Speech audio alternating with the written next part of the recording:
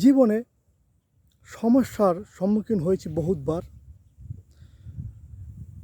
জন্মের পর থেকে নির্দিষ্ট একটা বয়স পর্যন্ত, মানে 15-16 বছর পর্যন্ত। এটা বলতে গেলে একেবারে সোনার চামচ মুখে নিয়ে যেরকম রাজপুত্র জন্মগ্রহণ করে, ওই রকম 15-16 বছর পর্যন্ত রাজপুত্রের মতন সোনার চামচই খাবার দাবার। সোনার চামচ ঠিক না আর কি, ওই কি বলার যেটা বলে মানুষ, ওভাবেই বড় হয়েছি। তো যাই হোক, একটা সময় 15-16 বছরের পরে একটা সময় বিপর্যয় আসলো।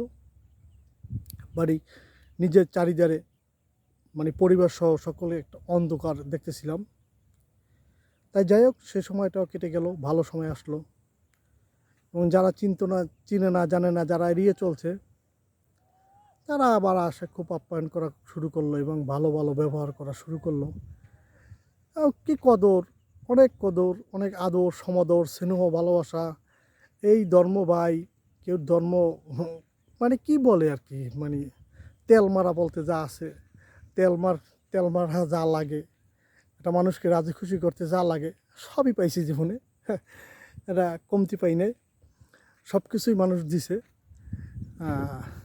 আবার যখন আবার একটু খারাপ সময় আইছে, তখন এদের কঠোরতা, এদের নিষ্ঠুরতা, এদের হৃদয়হীনতা, এদের কতটা নির্মম এরা হতে পারে, সেটাও খুব কাছ থেকে দেখছি। যাই হোক, এভাবে গেল। আবার কিছুদিন পর আবার খুব একটা ভালো খাতির মুতির, ভালো আদর যত্ন, কত কিছুই না করলো, হলো, ঠিক আছে। কত মানে আনন্দ, রঙ্গমঞ্চ বলে যেটাকে, জীবনের রঙ্গমঞ্চের মধ্যে জীবন পার করলাম। আবার একটা পর্যায়ে আইয়া ব্যবসা বাণিজ্য করতে যাইয়া, ব্যবসা বাণিজ্যের মধ্যে থেকে আবার একটা ঝড় আমার জীবনে আসলো। এবং ব্যবসা করতে যাই, লেনদেন করতে যাই, অনেক টাকা লস খাই গেলাম। লস খাই লাস্টে বাড়ি থেকেই, মানে মানুষের মানে চাপে বাড়ি থেকেই সরতে বাধ্য হইলাম। তা যাই হোক, একটা পর্যায়ে তাদের সাথে একটা তালমিল করে, সমাবেশ করে আবার যেই ব্যবসা বাণিজ্য শুরু করলাম।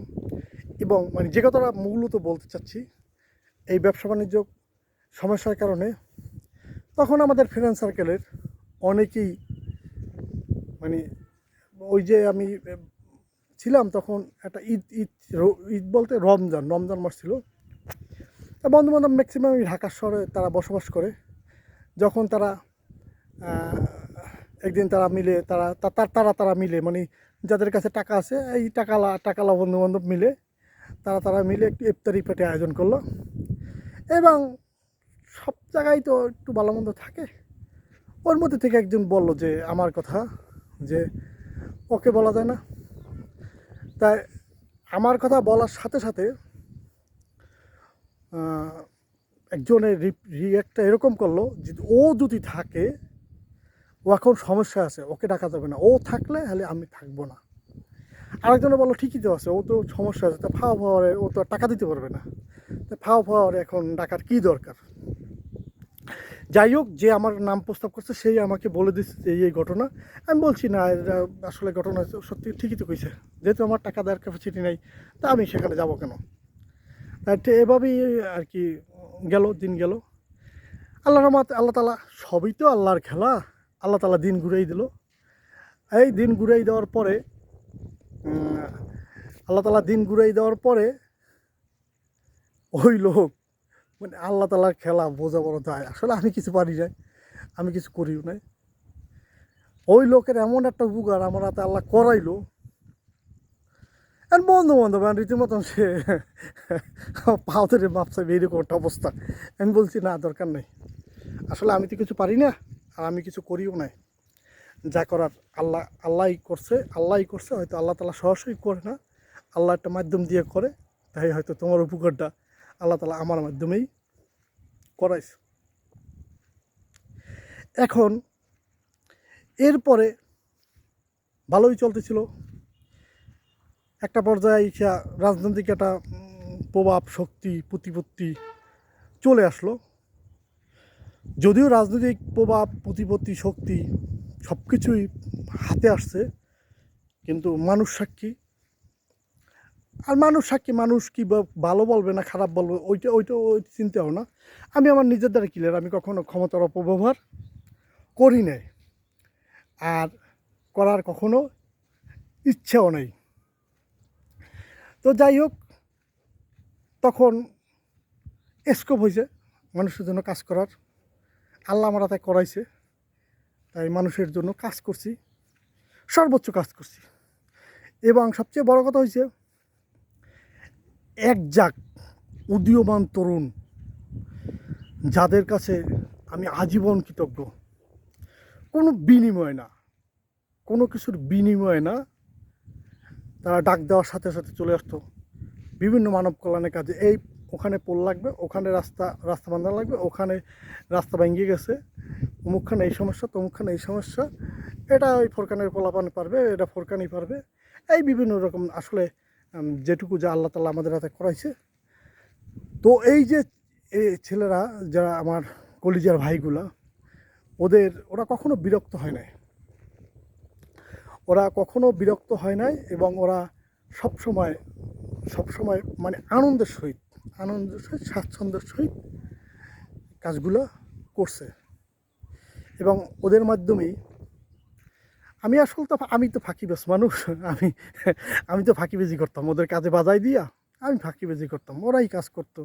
আর আমি দেখতাম ওই যে মানে একটু লোক দেখানো যেটা ওরা বলে সেটাই আমি করতাম, মূল কাজটা ওরা করছে, যেটা সে সত্য, সেটা তো স্বীকার করতেই হবে। তো এর মাঝে যদিও আমি না, আমাদের এক মাধ্যমে আমি এলাকায় জনকল্যাণমূলক মানব কল্যাণমূলক মানুষের সাহায্য সহযোগিতা করার সুযোগ পেয়েছি, এবং সর্বোচ্চটা করছি। আসলে সত্যি কথা বলতে নিজের কথা কখনো চিন্তা করি নি, আর নিজে কিছু আসলে করিও না, কারণ সবসময় একটা জিনিস চিন্তা করছি, টাকা পয়সা বাইরে তো মানুষের একটা জীবন আছে, টাকা পয়সা দিয়ে তো আর সব কিছু হয় না। তো সেভাবেই ওই টাকা পয়সার ওরকম চিন্তাও করি না। পরে ব্যবসা বাণিজ্য আলাদা, ফ্যামিলিগত ব্যবসা থেকে আলাদা করছি, মানুষের কাছ থেকে টাকা পয়সা নিয়ে একটা ব্যবসা ধার করাইছিলাম। যাই হোক, সে ব্যবসাটাও মানুষ অনেক টাকা পয়সা পাবে আমার কাছে, কিন্তু সে ব্যবসাটাও লুটে লইয়ে গেল। যাই হোক, আল্লাহ হয়তো চাইছে তাই হয়েছে, কারণ আমি একটা জিনিস বিশ্বাস করি, কোনো কিছুর মায়া ত্যাগ না করতে পারলে আল্লাহ তাআলা নতুন কিছু দিবে না। হয়তো আল্লাহ তাআলা আমাকে অনেক ভালো কিছু দিবে, যার কারণে হয়তো সামান্য এটা নিচ্ছে, এর জন্য আমার কোনো নেই। কিন্তু কিছু মানুষের টাকা পয়সা আমার কাছে আছে, আমি এটা নিয়ে খুব চিন্তিত, এবং আল্লাহর কাছে সাহায্য চাচ্ছি। জানি না আল্লাহ তাআলা কীভাবে ফয়সালা করবে এবং কীভাবে ফয়সালা দেবে। তো যাই হোক, এখন বর্তমানে ঢাকাতে আছি, যে কোনো ভাঙ্গাইয়ার বললাম না কির জন্য আছি, ঢাকাতে আছি। ঢাকা আসার পরে অনেক মানুষকে বিশ্বাস করলাম, অনেক মানুষের সাহায্য সহযোগিতা নিলাম। সবচেয়ে বড় কথা হয়েছে, আপনার যাদেরকে জীবনে মানে একটা টাকা তো অনেক পরের কথা, যাদেরকে সামান্য একটা কথা দিয়ে উপকার করি না, সেই সব মানুষগুলো মানে একটু ঢাল হয়ে দাঁড়াইছে। আর যে মানুষগুলোর জীবনে উপকার করলাম, সবাই না কিছু মানুষ আছে যারা এখনও পাশে আছে, অ্যাকচুয়ালি এখনও চেনেই না, আমাকে চেনেই না, ইভেন আমার সাথে যোগাযোগই করে না। আমার সাথে যোগাযোগ করলে যদি তাদের টাকা পয়সা দিতে হয়, এর জন্য যোগাযোগ করে না। যে অনেক কথা বললে অনেক সময় লাগবে, এগুলো হয়তো অনেকে ধৈর্য ধরে শুনবেনও না। তো মুদ্রা কথা হচ্ছে,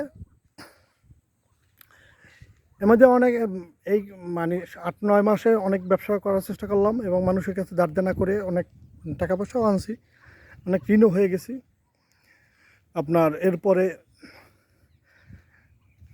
যেটা ধরি সেটাই লস, যাকে বিশ্বাস করি সেই মূলত তার চিন্তাই করে, আমার চিন্তাটা আসলে করলো না। যে কজনের বিশ্বাস করলাম, যে কজনের দায়িত্ব দিলাম, যে কজনের সাথে কাজ করলাম সবাই যার যার চিন্তা করলো, আমার কথা কেউ চিন্তা করলো না। যাক আলহামদুলিল্লাহ, আমার কথা কারো চিন্তা করা লাগবে না। আলহামদুলিল্লাহ আলহামদুলিল্লাহ আলহামদুলিল্লাহ, আমার কথা আমার আল্লাহ আমাকে দেখলে হবে। শেষ পর্যন্ত আইসা আমি এই ফেসবুক প্ল্যাটফর্মটাকে বেছে নিলাম। তো আমার লক্ষ্যটা আমি স্পষ্ট করি। আমার লক্ষ্য হয়েছে, আমার 3টে ছেলে আছে, মা বাবা আছে, ভাই বোন আছে, আর পারিপার্শ্বিক আত্মীয় স্বজন যা আছে। আমি যে ইনকাম করি এদের খাইতে লইতে যা লাগে, এই টাকার বাহিরে যেটা বরাবর করছি আমি, এই টাকার বাহিরে যেটা টাকা ইনকাম হবে এই ফেসবুকের মাধ্যমে, সব কিছু আমি মানুষের জন্যই ব্যয় করবো ইনশাল্লাহ, আমি কথা দিলাম। তো আশা করি আপনারা আমার এই ফেসবুক প্ল্যাটফর্মে আমার সাথে থাকবেন, আমাকে সাপোর্ট দিবেন। সাপোর্ট দেবেন কি দেবেন না, দিলে দেবেন, না দিলে না দেবেন। আল্লাহ যদি চায় আমি এই প্ল্যাটফর্মে সফল হব, আর আল্লাহ যদি না চায় তাহলে এখানেও নাম দিই। আল্লাহ চাইলে আমি এখানে সফল হব ইনশাল্লাহ, আমি আশাবাদী এবং আমি সর্বোচ্চ চেষ্টা করতেছি। এখন আপনারা সহযোগিতা করবেন। মানে সবচেয়ে বড় ভালো এবং মজার জিনিস হচ্ছে কি, আমার ইতিমধ্যে $6 ইনকাম হয়েছে। আমার ফেসবুকে $6 জমা হয়েছে। এই $6 জমা হয়েছে, এর পিছনে আমার যত ফেসবুকের পরিচিত জন যারা পূর্ব পরিচিত তাদের কারও কোনো অবদান নেই। সব অবদান সব অপরিচিত মানুষের, অপরিচিত যাদের চিনি না জানি না, যাদের সাথে কোনো দিন দেখা হয় না, সব অবদান এই $6 অবদান তাদের। আর যারা আমার পরিচিত তারা আমাকে সাপোর্ট করে না, হয়তো দেখ কী জানি, হয়তো আমার পোস্ট দেখে এড়াই যায়। তো অনেক কথা বলে ফেললাম, জানি না আমার এই এত কথা শোনার মতন ধৈর্য এবং সময় কারো হবে কি না। যদি হয় তো শুনবেন।